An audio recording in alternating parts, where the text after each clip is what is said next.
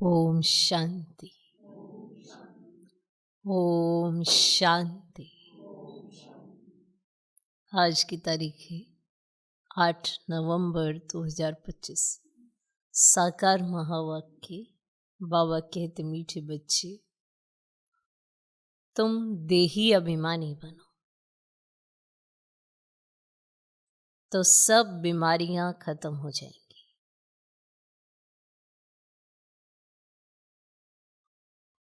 तुम देही अभिमानी बनो तो सब बीमारियां खत्म हो जाएंगी और तुम डबल सिरताज विश्व के मालिक बन जाएंगे।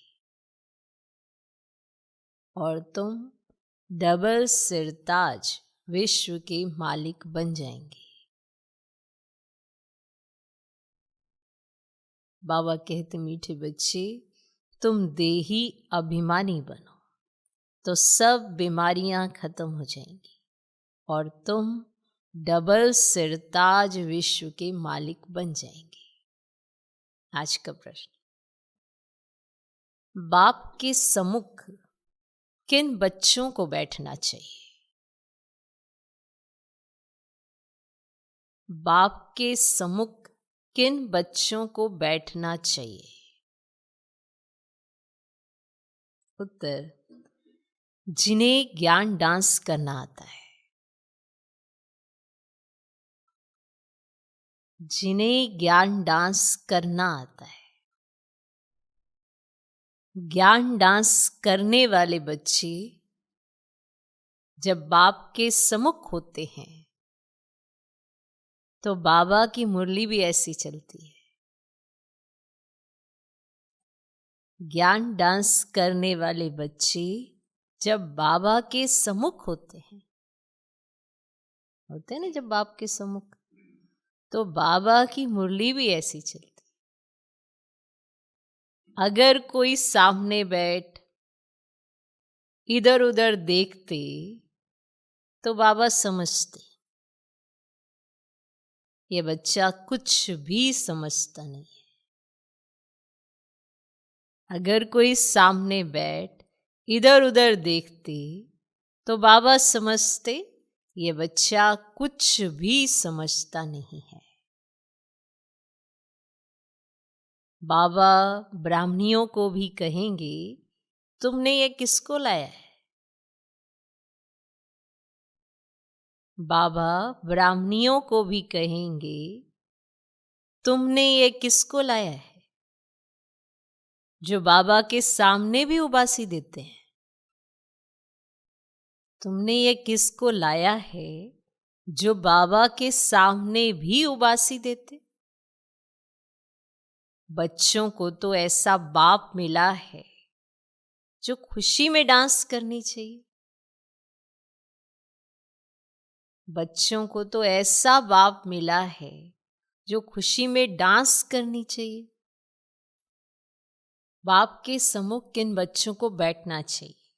उत्तर, जिन्हें ज्ञान डांस करना आता है। ज्ञान डांस करने वाले बच्चे जब बाप के सम्मुख होते हैं तो बाबा की मुरली भी ऐसी चलती है।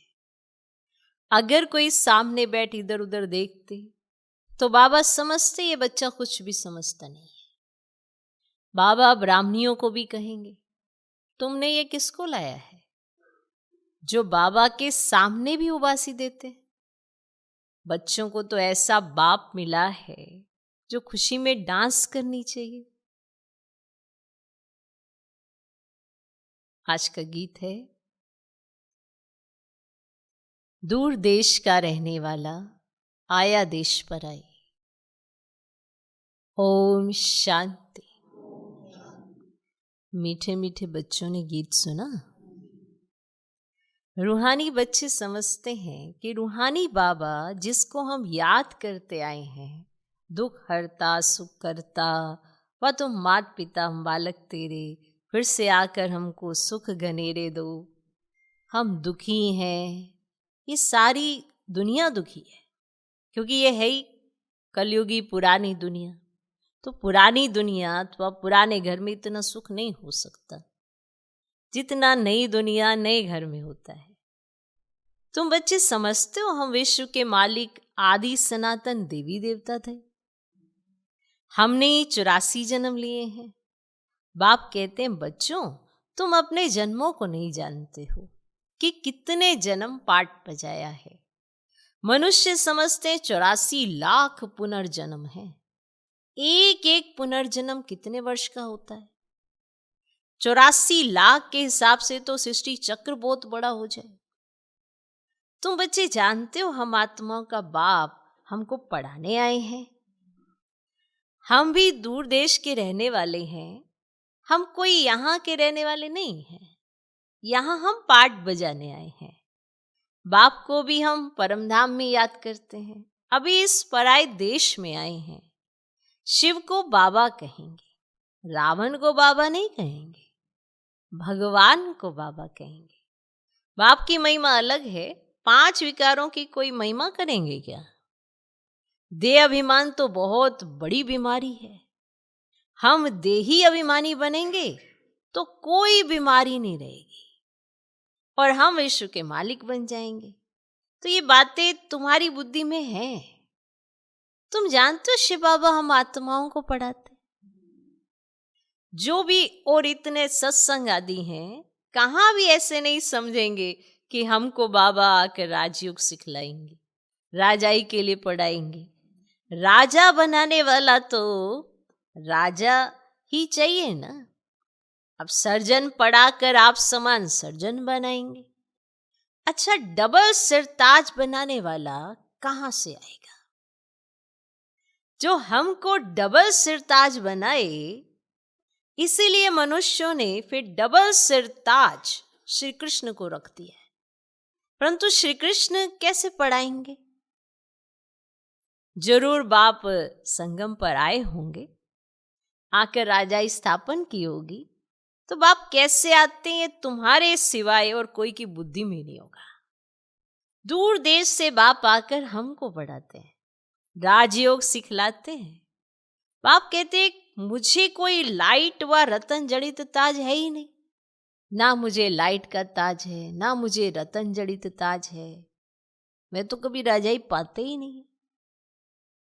डबल सिर ताज बनते ही नहीं, औरों को बनाते हैं। बाप कहते हैं हम अगर राजा बनता तो फिर रंक भी बनना पड़ता। भारतवासी राव थे, अब रंक है। तुम भी डबल सिरताज बनते हो तो तुमको बनाने वाला भी डबल सिरताज होना चाहिए, जो फिर तुम्हारा योग भी लगे। जो जैसा होगा ऐसा आप समान बनाएगा। अब सन्यासी कोशिश कर सन्यासी बनाएंगे, तुम गृहस्थी वह सन्यासी, तो फिर तुम फॉलोअर्स तो ठहरे नहीं। कहते हैं फलाना शिवानंद का फॉलोअर है, परंतु वे सन्यासी माथा मुड़ाने वाले हैं, तुम तो फॉलो करते नहीं। तो तुम फिर फॉलोअर क्यों कहते हो? फॉलोअर तो वह जो झट कपड़ा उतार कफनी पहन ले। अब सन्यासी का फॉलोअर तो वही होगा। तुम तो गृहस्थ में विकारों आदि में रहते हो, फिर शिवानंद का फॉलोअर कैसे कहलाते हो? गुरु का तो काम है सदगति करना। अब गुरु ऐसे तो नहीं कहेंगे फलाने को याद करो, फिर तो खुद गुरु ही नहीं हुआ। मुक्ति धाम में जाने की भी युक्ति चाहिए। तुम बच्चों को समझाया जाता है तुम्हारा घर है मुक्ति धाम अर्थात निराकारी दुनिया। अब आत्मा को कहा जाता है निराकारी सोल, और शरीर है 5 तत्वों का बना हुआ। आत्माएं कहां से आती? परमधाम निराकारी दुनिया से। वहां बहुत आत्माएं रहती, उनको कहेंगे स्वीट साइलेंस होम, और वहां आत्माएं दुख सुख से न्यारी रहती है। तो ये अच्छी रीति पक्का करना है। हम हैं स्वीट साइलेंस होम के रहने वाले। यहां ये नाटकशाला है जहां हम पाठ बजाने आते हैं। इस नाटकशाला में सूर्य, चांद, स्टार्स आदि बत्तियां हैं। कोई गिनती कर ही ना सके कि ये नाटकशाला कितने माइल्स की है,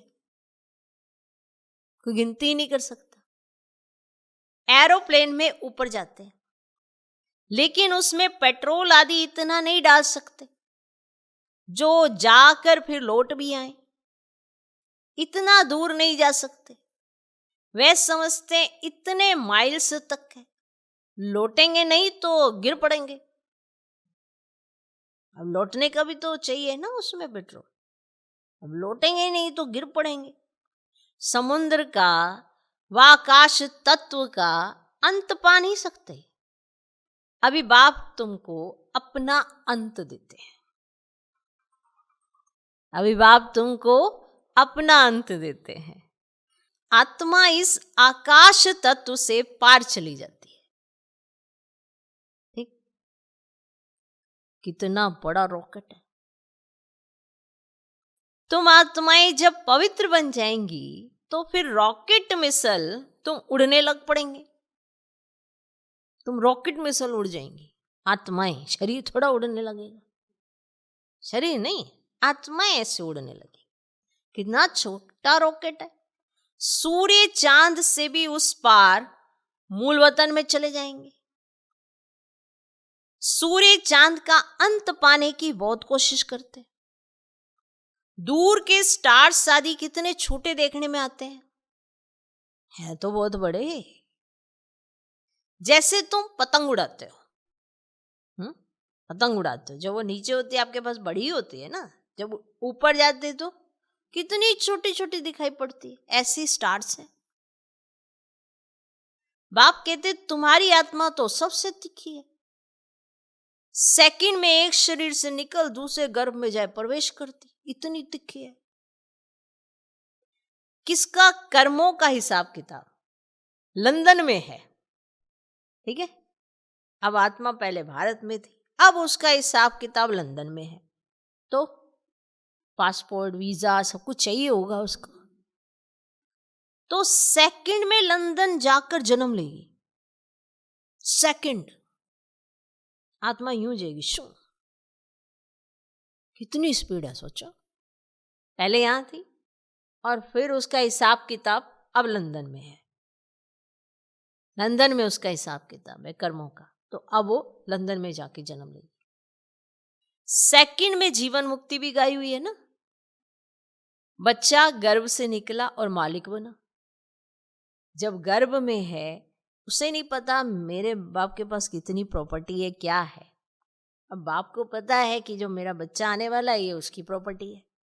अब गर्भ से निकला और फिर मालिक बना, वारिस हो ही गया। तुम बच्चों ने भी बाप को जाना, गोया विश्व के मालिक बन गए।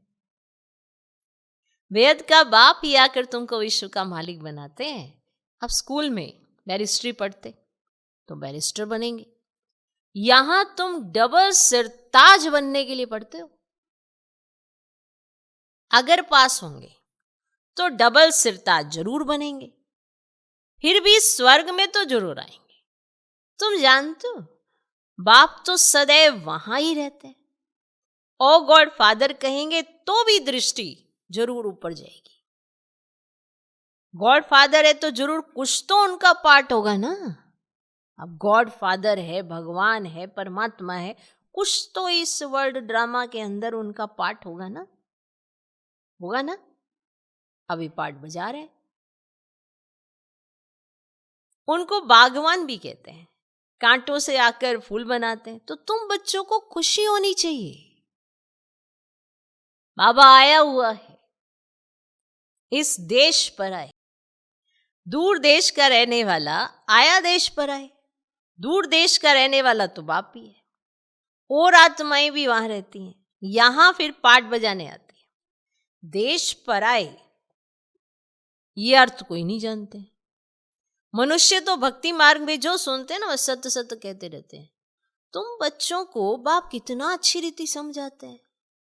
आत्मा इम्प्योर होने से उड़ नहीं सकती है, प्योर बनने बगैर वापस जा नहीं सकती है। पतित पावन एक ही बाप को कहा जाता है, उनको आना भी है संगम पर। तुमको कितनी खुशी होनी चाहिए, तुमको कितनी खुशी होनी चाहिए।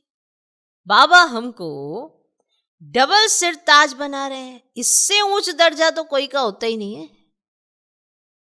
बाप कहते हैं मैं डबल सिरताज बनता नहीं हूं, मैं आता ही हूं एक बार पराये देश पराये शरीर में।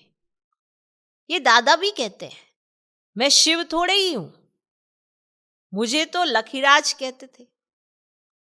फिर सरेंडर हुआ तो बाबा ने ब्रह्मा नाम रखा। इसमें प्रवेश कर इनको कहा कि तुम अपने जन्मों को नहीं जानते हो। शिव बाबा ने ब्रह्मा तन में प्रवेश किया और इनको बताया कि तुम नहीं जानते हो तुम्हारे जन्मों को, तुम कौन हो, नहीं जानता। 84 जन्मों का भी हिसाब होना चाहिए ना। वो लोग तो 84 लाख कह देते हैं, जो बिल्कुल ही इम्पॉसिबल है। 84 लाख जन्मों का राज समझाने में ही सैकड़ों वर्ष लग जाए, याद भी पढ़ ना सके। 84 लाख योनियों में तो पशु पक्षी आदि सब आ जाते हैं। मनुष्य का ही जन्म दुर्लभ गाया जाता है। अब जानवर थोड़ी नॉलेज समझ सकेंगे। तुमको बाप आकर नॉलेज पढ़ाते हैं, खुद कहते हैं मैं आता हूं रावण राज्य में। माया ने तुमको कितना पत्थर बुद्धि बना दिया है। अब फिर बाप तुमको पारस बुद्धि बनाते हैं, उतरती कला में तुम पत्थर बुद्धि बन गए। अब फिर बाप चढ़ती कला में ले जाते हैं, नंबरवार तो होते हैं ना। हर एक को अपने पुरुषार्थ से समझना है। मुख्य बात है याद की। रात को जब सोते हो ना, तो भी ये ख्याल करो बाबा हम आपकी याद में सो जाते हैं, गोया हम इस शरीर को छोड़ देते हैं, आपके पास आ जाते हैं। ऐसे बाबा को याद करते करते सो जाओ, तो फिर देखो कितना मजा आता है। हो सकता है साक्षात्कार भी हो जाए, परंतु इस साक्षात्कार आदि में खुश नहीं होना है। बाबा हम तो आपको ही याद करते हैं, आपके पास आना चाहते हैं। बाप को तुम याद करते करते बड़े आराम से चले जाएंगे। हो सकता है सूक्ष्म वतन में भी चले जाओ, मूल वतन में तो जा नहीं सकेंगे। अभी वापस जाने का समय कहाँ है। हाँ, साक्षात्कार हुआ बिंदी का, फिर छोटी छोटी आत्माओं का झाड़ दिखाई पड़ेगा, जैसे तुमको बैकुंठ का साक्षात्कार होता है ना। ऐसे नहीं साक्षात्कार हुआ तो तुम बैकुंठ में चले जाएंगे, नहीं। उसके लिए फिर तो मेहनत करनी पड़े। तुमको समझाया जाता है, तुम पहले पहले जाएंगे स्वीट होम, सब आत्माएं पाठ बजाने से मुक्त हो जाएंगी। जब तक आत्मा पवित्र नहीं बनी है तब तक जा ही ना सके। बाकी साक्षात्कार से मिलता कुछ भी नहीं है। अब मीरा को साक्षात्कार हुआ, बैकुंठ में चली थोड़ी गई। बैकुंठ तो सत्युग में ही होता है। अभी तुम तैयारी कर रहे हो बैकुंठ का मालिक बनने के लिए। बाबा ध्यान आदि में इतना जाने नहीं देते हैं, क्योंकि तुमको तो पढ़ना है ना, पढ़ना है। बाप आकर पढ़ाते हैं, सर्व की सदगति करते हैं। विनाश भी सामने खड़ा है, बाकी असुरों और देवताओं की लड़ाई तो है ही नहीं। तो वे आपस में लड़ते हैं तुम्हारे लिए, क्योंकि तुम्हारे लिए नई दुनिया चाहिए। वो आपस में लड़ते हैं तुम्हारे लिए, क्योंकि तुम्हारे लिए नई दुनिया चाहिए।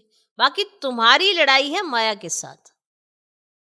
तुम बहुत नामी ग्रामी वॉरियर्स हो, परंतु कोई जानते ही नहीं कि देवियां इतना क्यों गाई जाती है। किसी को ये पता ही नहीं कि देवियों का इतना गायन क्यों है। अभी तुम भारत को योग बल से स्वर्ग बनाते हो, तुमको अब बाप मिल गया है, तुमको समझाते रहते हैं ज्ञान से नई दुनिया जिंदाबाद होती है। और ये लक्ष्मी नारायण नई दुनिया के मालिक थे ना। अब पुरानी दुनिया है, पुरानी दुनिया का विनाश आगे भी मुसलों द्वारा हुआ था। महाभारत लड़ाई लगी थी तो उस समय बाप राजयोग भी सिखला रहे थे, अब प्रैक्टिकल में बाप राजयोग सिखला रहे हैं ना, तो बाप ही तुमको सच बताते हैं। सच्चा बाबा आते हैं तो तुम सदैव खुशी में डांस करते हो। ये है ज्ञान डांस। तो जो ज्ञान डांस के शौकीन है ना, उनको ही सामने बैठना चाहिए। जो नहीं समझने वाले होंगे उनको उबासी आएगी। समझ जाते हैं, ये कुछ भी समझते नहीं है। अब ज्ञान को कुछ भी समझेंगे नहीं तो इधर उधर ही देखते रहेंगे, ये क्या कर रहा, वो क्या कर रहा।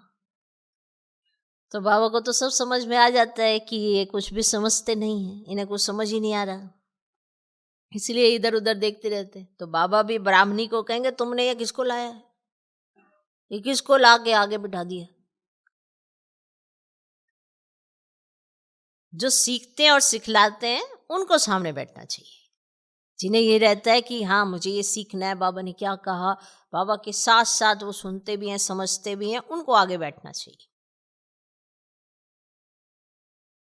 उनको खुशी होती रहेगी, उनका चेहरा देखकर बाबा को भी ज्ञान डांस अच्छी होगी है, उनको खुशी हो रही है, हमको भी डांस करना है।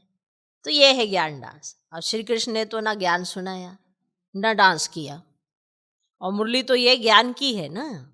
तो बाप ने समझाया है, रात्रि को सोते समय बाबा को याद करते, चक्र को बुद्धि में याद करते रहो। बाबा अब हम इस शरीर को छोड़ आपके पास आते हैं, ऐसी याद करते करते सो जाओ, फिर देखो क्या होता है, फिर देखो क्या होता है। आगे कब्रिस्तान बनाते थे, है ना, बाबा ऐसे सबको ऐसे कब्रिस्तान बनाते थे माना, फिर कोई शांत में चले जाते थे, कोई रास करने लगते थे। और जो बाप को जानते ही नहीं तो वे याद कैसे कर सकेंगे। मनुष्य मात्र बाप को जानते ही नहीं तो बाप को याद कैसे करें। तब बाप कहते मैं जो हूं जैसा हूं मुझे कोई भी नहीं जानते। अभी तुमको कितनी समझ आई है, तुम हो गुप्त वॉरियर्स, और वॉरियर्स नाम सुनकर देवियों को फिर तलवार बाण आदि दे दी हैं। तुम वॉरियर्स हो योग बल के, अब योग बल से विश्व के मालिक बनते हो, और बाहुबल से बल कोई कितनी भी कोशिश करे परंतु जीत पा नहीं सकते। भारत का योग मशहूर है, तो ये बाप ही आकर सिखलाते हैं, तो ये भी किसको पता ही नहीं है। उठते बैठते बाप को याद करते रहो, कहते हैं योग नहीं लगता है, योग अक्षर ही उड़ा दो, ठीक है। जो कहते हैं ना योग नहीं लगता, योग अक्षर उड़ा दो। अब बच्चे तो बाप को याद करते हैं ना। अश्य बाबा कहते हैं मामेकम याद करो, मैं ही सर्वशक्तिमान हूं, मुझे याद करने से तुम सतो प्रधान बन जाएंगे। जब सतो प्रधान बन जाएंगे तब फिर आत्माओं की बारात निकलेगी, जैसे मक्खियों की बारात होती है। मक्खियों की कितना झुंड का झुंड होता है, तो यह है शिव बाबा की बारात।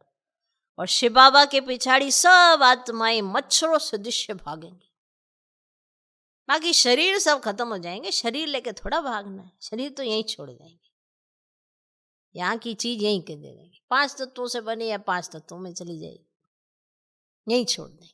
बाकी आत्मा आती है परम धाम से यहाँ पार्ट प्ले करने के लिए। अब यहाँ पार्ट उसको प्ले करना है, अपना सारा कर्मों का खाता बनाना है, कैसा बनाया, क्या हिसाब किताब बनाया, उस हिसाब से उसका पार्ट बजता है। ऐसे जबरदस्त ज्ञान है, हर बात एक्यूरेट माना क्लीन और क्लियर है।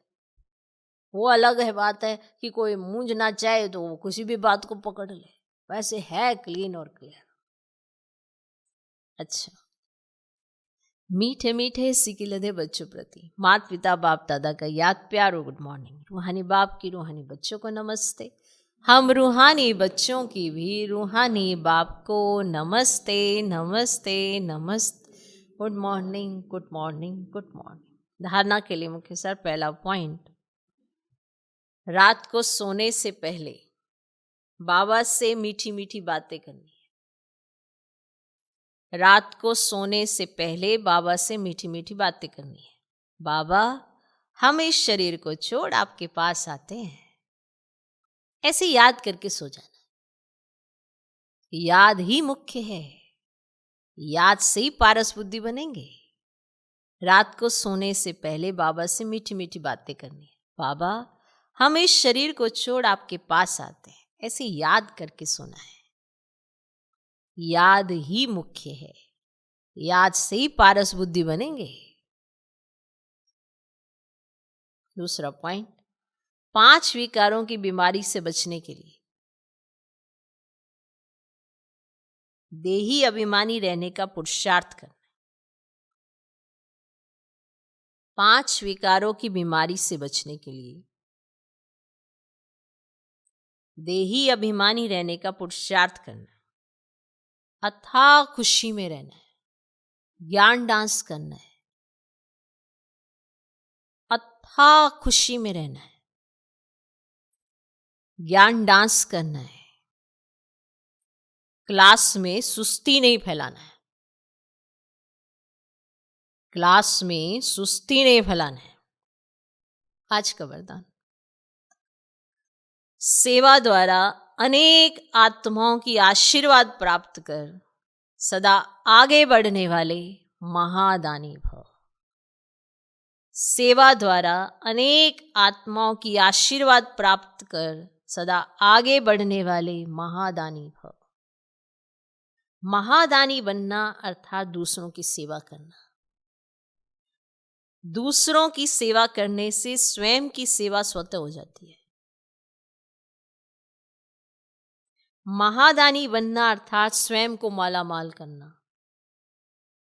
जितनी आत्माओं को सुख शांति व ज्ञान का दान देंगे, उतनी आत्माओं के प्राप्ति की आवाज या शुक्रिया जो निकलता वे आपके लिए आशीर्वाद का रूप हो जाएगा। ये आशीर्वादें ही आगे बढ़ने का साधन है। जिन्हें आशीर्वादें मिलती हैं वे सदा खुश रहते हैं। तो रोज अमृत वेले महादानी बनने का प्रोग्राम बनाओ। कोई समय व दिन ऐसा ना हो जिसमें दान ना हो। अब क्या महादान करना है? ज्ञान, गुण, शक्तियां, इसके महादानी बनना है। आज का स्लोगन, अभी का प्रत्यक्ष फल आत्मा को उड़ती कला का बल देता है। अभी का प्रत्यक्ष फल आत्मा को उड़ती कला का बल देता है। जैसे अभी अभी कोई प्राप्ति हुई तो तुरंत आत्मा खुश हो जाती है और उसको महसूस होता है जैसे हम उड़ रहे हैं। तो भी प्रत्यक्ष फल क्या है? बाप का साथ, उनका हाथ, सर्व शक्तियां, ये सब प्रत्यक्ष फल में ही आती है। हम इस समय क्या पुरुषार्थ कर रहे हैं? क्या हम भगवान को वापिस से पाने का पुरुषार्थ कर रहे हैं? नहीं कर रहे ना। अभी तो हमने उसे पा लिया है। इसीलिए अगर आप इस खुशी में रहते हो तो फिर सदा उड़ती कला का अनुभव करेंगे। अव्यक्त शारीरिक अशरीरी व विदेही स्थिति का अभ्यास पढ़ाओ। बाप के समीप और समान बनने के लिए देह में रहते विदेही बनने का अभ्यास करो। जैसे कर्मातीत बनने का एग्जाम्पल साकार में ब्रह्मा बाप को देखा, ऐसे फॉलो फादर करो। जब तक ये देह है, कर्मेंद्रियों के साथ इस कर्म क्षेत्र पर पाठ बजा रहे हो, तब तक कर्म करते कर्मेंद्रियों का आधार लो और न्यारे बन जाओ। यही अभ्यास विदेही बना देगा। जब तक देह है, देह का आधार लो, कर्म करो, न्यारे हो जाओ। यही अभ्यास विदेही बना देगा। ओम शांति।